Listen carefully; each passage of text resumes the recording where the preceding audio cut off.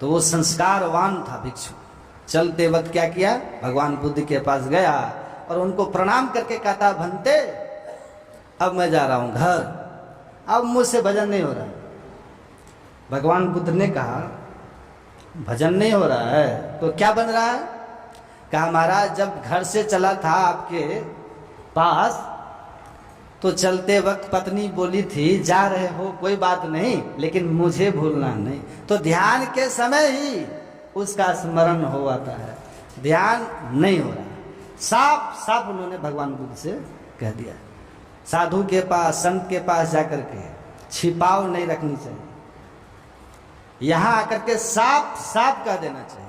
मुर्शदे कामिल से मिल, सिद्क और सबूरी से तकी, जो तुझे देगा फहम शरक को पाने के लिए।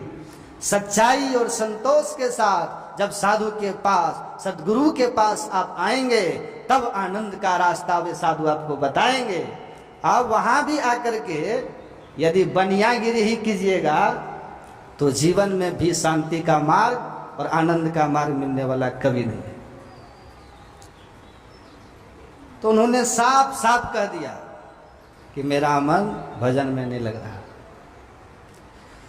कहा, अच्छा भजन में नहीं लग रहा है तो कोई बात नहीं। भगवान बुद्ध कहते हैं, अब तक तू अपने मन से अपनी जगह पर भजन पर बैठता था, अब मेरे सामने एक बार तू बैठा। भगवान बुद्ध बोले, मैं देखता हूं कि तुम्हारा मन भजन में लगता है कि नहीं लगता है। कहा, ठीक है। वो भिक्षु जो थे भगवान बुद्ध के सामने ध्यान करने के लिए बैठ गया। और जिनको संत ध्यान में कुछ दिखलाना चाहते हैं ना, जिनको सदगुरु ध्यान में कुछ प्राप्त कराना चाहते हैं, उनको नहीं प्राप्त होगा तो किनको प्राप्त होगा? वराहोपनिषद का मंत्र है, दुर्लभो विषय त्यागो दुर्लभम तत्व दर्शनम दुर्लभा सहजावस्था सदगुरु करुणाम बिना। सदगुरु की दया के बिना विषय त्याग दुर्लभ है, तत्व दर्शन भी दुर्लभ है, सहज समाधि की अवस्था भी दुर्लभ है, और यदि इनकी कृपा हो जाए तो सब सुलभ है। विषय विषय हजार बार भी मैं कह दूं विषय विष है, विषय विष है, विषय विष है, और भजन अमृत है, भजन अमृत है, तो भी 24 घंटे के दिन रात में कितनी देर आप लोग अमृत पीजिएगा और कितनी देर जहर पीजिएगा, सबका दिल जवाब दे रहा होगा। कितना भी समझा दें, ये तभी आपको संभव है जब सदगुरु की कृपा होगी। तब सदगुरु करना, सदगुरु की कृपा के बिना विषय का आकर्षण समाप्त नहीं हो सकता। और सदगुरु की कृपा प्राप्त करने के लिए क्या करना होगा? सदगुरु का गुलाम बन करके आपको रहना है। एक तो होता है नौकर, होता है ना, पैसे के लोभ से जो सेवा करे उसको कहते हैं नौकर कहते हैं, और जो प्रतिष्ठा की लोभ से सेवा करते हैं उसको सेवक कहते हैं, और जो गुरु काजी की लोभ से सेवा करे उसको दास कहते हैं, और जो कुछ भी नहीं चाहे निष्काम भाव से जो सदगुरु की आज्ञा का पालन करने के लिए उनके सामने हाथ जोड़े केवल खड़े रहे, उसको कहते हैं गुलाम। कुछ नहीं चाहिए। जब आदेश हो जाए तभी बैठेंगे, जब आदेश होगा तभी कुछ खाएंगे, जब आदेश होगा तभी सोएंगे, और जब आदेश होगा तभी सामने से जाएंगे। बिना आदेश के जो सामने से हिल नहीं सकते उसको कहते हैं गुलाम। जो मन में कुछ भी नहीं रखते, ये हो जाए वो हो जाए, ये मिल जाए वो मिल जाए, बस हाथ जोड़ करके खड़े हैं, जो आदेश हो उसका परिपालन हम करें। हजरत ख्वाजा हसन बसरी एक बहुत बड़े मौलाना हुए थे, उनके दरबार में बहुत सारे शिष्य रहते थे। एक शिष्य उनका बहुत आज्ञाकारी शिष्य था। उस आज्ञाकारी शिष्य को हजरत बहुत प्रेम करते थे, बहुत उनको प्यार करते थे, करके अन्य शिष्यों में बहुत ईर्ष्या होती थी। सेवा तो हम लोग भी करते हैं, लेकिन प्यार ये हजरत उनको ज़्यादा क्यों करते हैं। जैसे ही मन में ईर्ष्या हो गई तो हजरत ख्वाजा हसन बसरी जो थे वो जान गए, और उन्होंने एक दिन अपने सारे शिष्यों से कहता है, देखो जी आज बहुत बड़ा त्योहार है दरबार में, आश्रम में दुनिया के बहुत सारे लोग आएंगे, लेकिन आंगन में ऊंट बंधा हुआ है, इनके बैठे रहने पर लोगों को विक्षेप होगा, आने जाने में डर लगेगा, भय लगेगा। तो इसीलिए जब तक उन सब समाप्त नहीं हो जाता, इस ऊंट को, उत्सव जब तक समाप्त नहीं होता है तब तक इस ऊंट को ऊपर चढ़ाओ। सारे शिष्य मने मन बहुत घिन आए, आज हजरत को कुछ हो गया क्या, ये ऊंट छत पर कैसे जाएगा, बकरी है क्या, मुर्गा मुर्गी जो उठा करके बकरी छत पर रख देंगे, इतना विशाल ऊंट है छत पर कैसे जाएगा। सब शिष्य एक किनारे हो गए, लेकिन जिस शिष्य को बहुत प्यार करते थे वो सामने जाके खड़े रहे और उनसे कहते हैं कि बेटा सारे शिष्य तो किनारे हो गए, अब तुम्हारा क्या विचार है। उन्होंने कहा हम चढ़ाते हैं।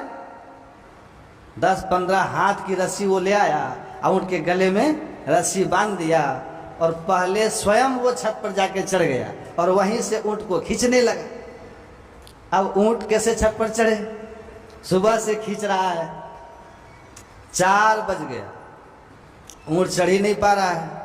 तब सारे शिष्यों ने उनसे कहा, रे मूर्ख, तू अपना शिष्यत्व का अभिमान दिखा रहा है क्या, सुबह से इस ऊंट को परेशान करके रखा है, खींचता चला जा रहा है, खींचता जा रहा है, ये बकरी है, मुर्गा मुर्गी है कि खींच करके छत पर चढ़ा दोगे। तुम दुनिया को दिखा रहे हो कि हम बहुत बड़े भक्त हैं, शिष्य हैं। तो उन्होंने कहा हम दुनिया को दिखलाना नहीं चाहते हैं, हम गुरु की केवल आज्ञा का पालन करना चाहते।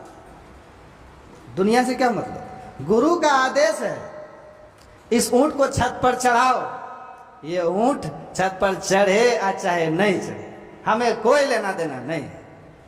हमारा तो काम है ऊंट के गले की रस्सी को खींचते रहना, चढ़े नहीं चढ़े हम तो खींचते रहेंगे, खींचते रहेंगे, जब तक चढ़े नहीं चढ़े कोई लेना देना नहीं, हमें तो रस्सी खींचते रहना है। जब गुरु कह देंगे तो छोड़ दो तो हम छोड़ दें। जैसे ही ऐसा कहा, क्या गुरु का चमत्कार हुआ कि जैसे चिड़िया उड़ करके पेड़ पर बैठ जाती है, वैसे ही वो ऊंट में इतनी फुर्ती आ गई, लगा कि पंख लग गया, और वो ऊंट चिड़िया की तरह उड़ करके छत पर जाकर के बैठ गया। ये देख करके सब दंग रह गए कि ये कैसे हो गया। गुरु बड़े प्रसन्न हो गए, वो शिष्य को हृदय से लगा। ऐसा ही शिष्य गुरु के समग्र सद्गुण को प्राप्त कर लेता है। ऐसा ही शिष्य विषय का त्याग कर सकता है, तत्व दर्शन कर सकता है, ब्रह्म दर्शन भी कर सकता है, सहज समाधि की अवस्था भी प्राप्त कर सकता है। ऐसे शिष्य के ऊपर ही गुरु की कृपा होती है। श्रद्धा नाम की चीज नहीं है, समर्पण नाम की चीज नहीं है, विश्वास नाम की कोई चीज नहीं है, और भक्ति नाम की चीज नहीं है, भावना नाम की भी कोई चीज नहीं है। समग्र सद्गुणों का अंतःकरण में अभाव हो रखा है, और सद्गुरु की कृपा प्राप्त करके विषयों से छूटना चाहते हैं, ये कभी संभव है ही नहीं। कृपा का अर्थ क्या होता है, करो और पाओ। 2 धातु कृपा शब्द में जुड़ा हुआ है, क्री धातु और पा धातु। मतलब क्या हुआ, करो और पाओ। गुरु की आज्ञा का अंतःकरण से पालन करो और गुरु की कृपा को पाओ। तो जिनको संत सदगुरु कुछ प्राप्त कराना चाहते हैं, दिखलाना चाहते हैं, वही देख सकता है। भगवान बुद्ध ने उस भिक्षु से कहा, भिक्षु बैठो मेरे संग, मैं देखता हूं तुम्हारा मन भजन में कैसे नहीं लगता। वो भिक्षु बैठ गया, आंखों को बंद कर लिया, आंख बंद करके कुछ देर तक बैठा रहा। पहुंचे वे संत थे भगवान बुद्ध, ध्यान में उन्होंने देख लिया कि हमारा ये जो भिक्षु है ध्यान में कुछ पा लिया है, देख लिया। भगवान बुद्ध ने कहा, भिक्षु अब आंखों को खोलो। आंखों को खोल दिया और पूछा, बताओ ध्यान में कुछ दिखाई भी दिया? कहा हाँ दिखलाई दिया। कहा क्या दिखाई दिया? कहा 500 अप्सराएं दिखलाई दिया। भगवान बुद्ध ने कहा, एक बात बता, ध्यान में तुमने जो अप्सराओं को देखा वो अप्सरा ज्यादा सुंदरी है कि तुम्हारी पत्नी ज्यादा सुंदरी है? तब भिक्षु कहता है कि भंते, इन अप्सराओं के पैर में जो सूरत है वो हमारी पत्नी के मुंह में भी नहीं। भगवान बुद्ध ने कहा, 1 साल तक तुम बढ़िया से ध्यान करो। जिस नाम का सुमिरन करने के लिए मैंने तुमको बताया, जिस रूप का ध्यान करने के लिए मैंने तुमको बताया, अपनी दृष्टि और अपने मन को अंदर में जहां टिकाने के लिए, स्थिर करने के लिए बताया है, वहीं पर अपनी दृष्टि और मन को टिकाए रखो। 1 साल तक मैंने जो कहा, जिस तरह से कहा, जिस रूप का ध्यान करने के लिए कहा है, उस रूप का लगातार ध्यान कर। अभी जो 5 अप्सराएं तुम्हें दिखलाई दी है, ये सारी अप्सराएं तुमको ऐसे ही मैं दे दूंगा। कैसे कैसे? देखिए, साधु संत महात्मा संसार के विषय लोगों को निर्विषय तत्व की ओर लेकर के जाते हैं। सो देखिए, पहले उनका मन पत्नी में लगा हुआ था, अब पत्नी की तरफ से मन को कैसे हटाया? उनसे भी बढ़िया स्त्री का रूप दिखा दिया, और उससे भी बढ़िया रूप जब देख लिया तो घटिया रूप का आकर्षण खत्म हो गया। अब वहां का भी आकर्षण खत्म करना चाहते हैं, अप्सराओं का भी। अप्सरा से भी बढ़िया जो रूप है उस रूप में मन को लगाने के लिए कहते हैं। समग्र सुंदरताओं की पराकाष्ठा कौन है? परमात्मा। रामायण में काव्यभूषुंड जी महाराज ने कहा है, राम काम सतकोटि सुभग तनु, दुर्गा कोटि अमित अरिमर्दनु, करोड़ों कामदेव से भी ज्यादा सुंदर परमात्मा है। इतने सुंदर है जिनकी सुंदरता को देख लेने पर फिर संसार में कुछ भी देखने की इच्छा नहीं होती है। इतने सुंदर है परमात्मा। ब्रह्मा जी ने अपनी ताकत से सभी देवताओं की सृष्टि की है, और सभी देवताओं से सुंदर उन्होंने कामदेव का बनाया, कामदेव को बनाया, जिसको कामदेव कहते हैं। इतना वो सुंदर है कामदेव कि दुनिया के बड़े बड़े वीर वीर पुरुष लुभायमान हो जाते हैं। ऐसा काम देवता है, ऐसा रूप बनाया है काम देवता को। बड़ा अहंकार हुआ कि मेरे से सुंदर दुनिया में कोई है ही नहीं। सारी दुनिया वो घूम घूम करके देखता था कि मेरे से भी कोई सुंदर है, मेरे से भी कोई सुंदर है। एक बार सारी दुनिया से घूम करके जब स्वर्ग पहुंचा कामदेव, तो स्वर्ग बिल्कुल खाली पड़ा हुआ था, एक भी देवी देवता दिखाई नहीं दे रहे थे उनको। तो वहां स्वर्ग के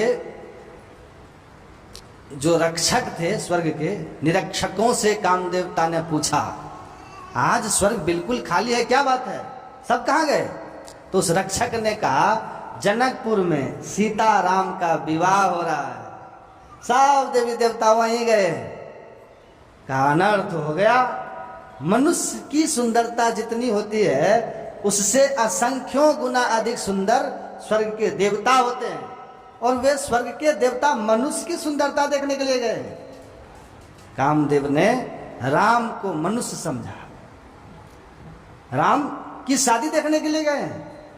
अच्छा, जिनकी शादी देखने के लिए सब देवी देवता गए हैं, मैं भी जाता हूं, देखता हूं कि राम कितना सुंदर है। जब कामदेव जनकपुर आया तो उसी वक्त भगवान श्री राम घोड़े पर सवार होकर जब विवाह मंडप की ओर जा रहे थे, तो राम की सुंदरता को कामदेव ने देखा, और देखते इतना लज्जित हो गए, इतने लज्जित हो गए कि राम जिस घोड़ा पर बैठा है वो घोड़ा भी हमसे असंख्य गुना अधिक सुंदर है, हम क्या इनसे टक्कर लेंगे।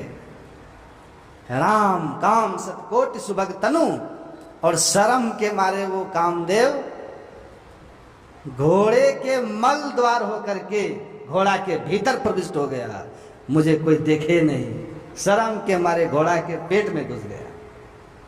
इतने सुंदर परमात्मा हैं। श्रुत्वा गुणानुभवन सुंदर श्रृणुताम ते निर्विष्कर्ण विवरे हरतुम शापम। भुवन सुंदर परमात्मा को भुवन सुंदर कहता है। तीनों लोकों में उनसे ज्यादा सुंदर कोई है ही नहीं, उनके ऐसा सुंदर कोई भी नहीं। राम समान राम निगम कहे, और पितामह भीष्म ने भी भगवान से कहा था, त्रिभुवन कबलम तमाल वर्णम रवि कर गौर पराम्बरम दधाने। हे प्रभु, तीनों लोकों में आपसे अधिक सुंदर कोई है ही नहीं। एक बार दर्शन हो जाए तब कुछ देखने का मन करता ही नहीं। मन मस्त हुआ तब क्या बोले, ये बाहर नैना क्या खोले। न देखने का मन करता है, अब न कुछ सुनने का मन करता है, बस न बोलने का मन करता है, न छूने का मन करता है, और न कहीं जाने का मन करता है, और न खाने पीने का भी मन करता है। गुरु महाराज जब अखंड समाधि की अवस्था को प्राप्त करके कुप्पा घाट के गुफा से बाहर निकले थे, तो उनके मुंह से संत कबीर साहब की वाणी निकल रही थी, बाजे तार सुनब दिन रतिया, अभिगत तार अलख गति गाजे, सुनत सुनत शीतल भई छतिया, बाजे एक तार सुनब दिन रतिया। एक तार बज रहा है, एक आवाज अंदर में हो रही है, दिन रात वो आवाज होती ही रहती है। उस आवाज को जो सुन लेता है, शीतल भई छतिया, हृदय शीतल हो जाता है। जिनकी आवाज सुनने मात्र से हृदय शीतल हो जाता, उस आवाज करने वाले प्रभु का जब दर्शन होगा तब हृदय कितना शीतल होगा।